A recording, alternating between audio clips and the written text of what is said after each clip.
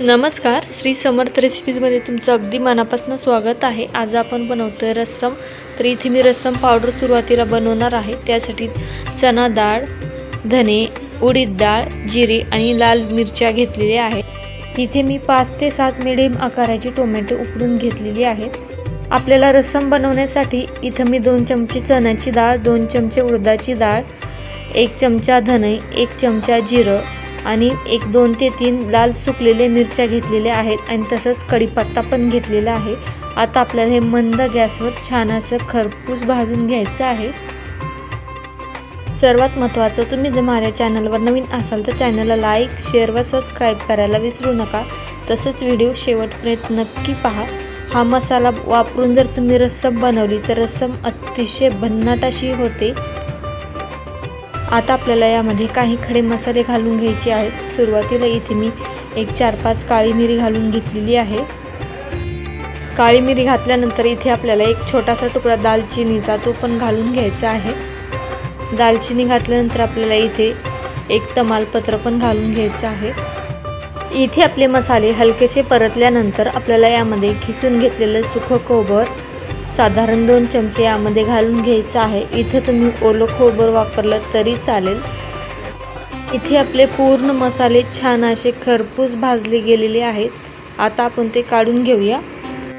आपले मसाले थंड होत आहेत तोपर्यंत इथे मी टोमॅटोवरची साल काढून घेतलेली आहे। इथे तुम्ही पाहू शकता आपले टोमॅटो छान असे मऊसूत शिजले गेलेले आहेत। याची साल अगदी आरामात निघते आणि आता आपले मसाले पण छान असे थंड झालेले आहेत। आता आपण ते छान असे बारीकसर वाटून घेऊया। यामध्ये मी लसूण पण घातलेला आहे। इथे आपले मसाले वाटल्यानंतर आपल्याला टोमॅटो पण छान असे बारीकसर वाटून घ्यायचे आहेत। इथे तुम्ही पाहू शकता आपले टोमॅटो मस्त असं बारीकसर वाटून तयार झालेले आहेत आणि आता आपला मसाला पण मस्त असा छान बारीकसर वाटून झालेला आहे। हा मसाला फ्रीजमध्ये साधारण 2 ते 3 दिवस आरामात टिकतो। इथे आपला छान असा घरगुती दाणेदार रस्सम मसाला तयार झालेला आहे। आता आपण रस्सम बनवण्यासाठी कढईमध्ये मी साधारण 3 चमचे तेल ओतून घेतलेलं आहे। इथे आपल्याला तेल छान असं कडकडीत गरम करून घ्यायचं आहे। आपलं तेल मस्त असं कडकडीत गरम झाल्यानंतर आपल्याला यामध्ये जिरी मोहरी घालून ते देखील छान अशी कडकडीत गरम करून घ्यायची आहे। इथे आपली जिरी मोहरी छान अशी तडतडून झाल्यानंतर आपल्याला यामध्ये टोमॅटोची प्युरी करून घेतलेली घालून घ्यायची आहे। आता आपण हे छान असं मस्त मिक्स करून घेऊया। आता आपल्याला यामध्ये बनवून घेतलेला रस्सम मसाला किंवा रस्सम पावडर यामध्ये घालून घ्यायची आहे।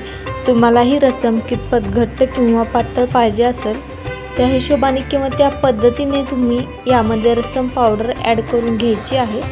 आता आपल्याला चवीप्रमाणे यामध्ये तिखट घालून घ्यायचं आहे। इथे तुम्ही तिखटाचं प्रमाण आपल्या आवडीप्रमाणे कमी जास्त करू शकता। आता आपण हा रस्सम मसाला छान असा मिक्स करून घेऊया आणि याला छान असं तेल सुटेपर्यंत तेलावरती परतून घेऊया। इथं आपला टोमॅटो रस्सम मसाला छान असा परतला गेल्यानंतर आपल्याला यामध्ये गरम करून घेतलेलं पाणी घालून घ्यायचं आहे। कुठलीही रेसिपी किंवा ग्रेव्हीची किंवा सुकी भाजी असो याला कधीच थंड पाणी वापरायचं नाही।